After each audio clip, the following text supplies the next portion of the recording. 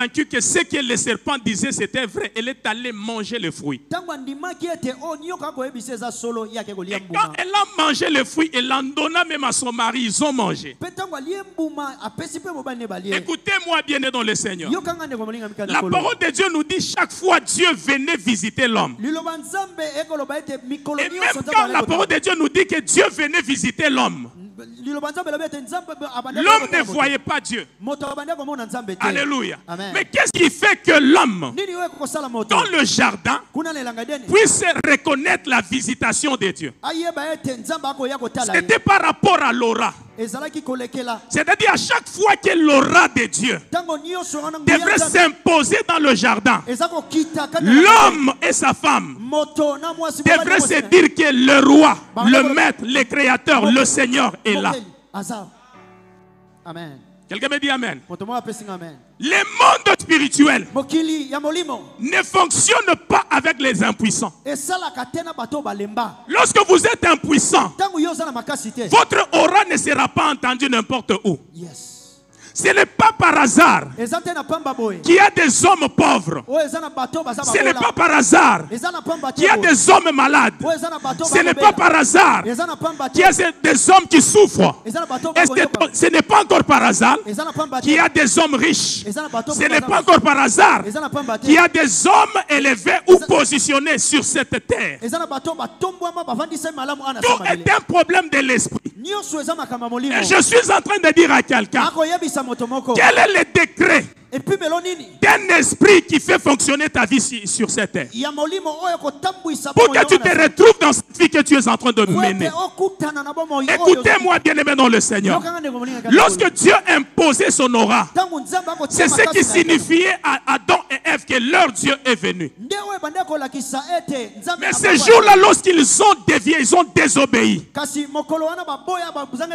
directement, leur aura qui pouvait être en contact avec l'aura de Dieu a disparu. Cela signifie quoi? Adam qui ne se gênait pas tout en étant nu. Adam qui ne se gênait pas tout en étant nu, lorsqu'il a désobéi à Dieu, il s'est retrouvé qu'il était nu. En d'autres termes, c'est l'aura qui l'enveloppait. L'aura de Dieu qui l'enveloppait, qui pouvait lui donner le pouvoir de dominer sur toute créature, de dominer sur la création. Cette aura avait disparu.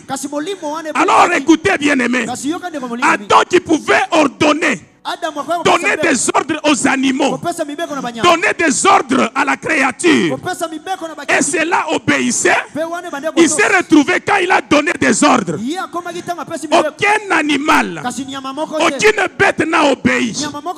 Alors il s'est senti non, il y a quelque chose qui ne va pas. J'aimerais dire à quelqu'un, écoutez bien aimé, ça c'est selon moi, selon mon inspiration. Adam ne s'était pas caché seulement parce qu'il était nu, mais il s'est caché parce qu'il y a eu aussi des animaux et des bêtes qui se rébellaient contre lui. Come on. Alléluia. Amen.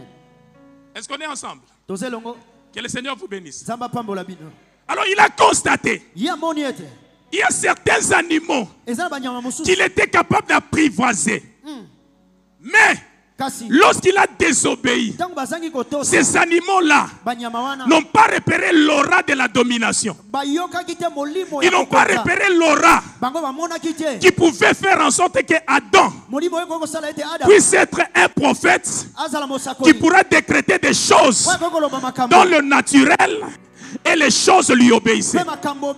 Écoutez bien aimé dans le Seigneur, Adam sur la terre, Dieu lui a attribué 3 offices. Le premier office, c'est l'office du prophète. Pourquoi Adam était prophète? Parce qu'un prophète, c'est celui qui décrète. Et celui qui a la dimension de décréter, ce n'est pas n'importe qui, seulement un esprit. Si je parle à un esprit, il me dit Amen. Si je parle à un esprit, il me dit Amen très fort. Que le Seigneur vous bénisse. Écoutez, bien-aimés. Le premier office d'Adam, c'était l'office du prophète. Parce que lorsque Dieu a créé toutes choses, quand il a créé l'homme, écoutez, la Bible nous dit, lorsque Dieu créa, il céda la fonction du prophète à Adam pour que Adam puisse se surnommer toutes les bêtes de la terre. Donc pour vous dire quoi? Même si Dieu pouvait venir et demander comment s'appelle cet animal, et que Adam pouvait dire, il s'appelle lion, Dieu ne pouvait pas le contredire. Ah, dis à ton voisin les degrés des esprits. Les degrés des esprits. Je vous ai dit que les décrets, ce sont des décisions, des volontés des puissants. Des volontés des puissants. Tu n'as pas bien interprété, même si je ne connais pas bien les lingala. Ce sont les décisions et les volontés des puissants. Vous avez entendu, hein?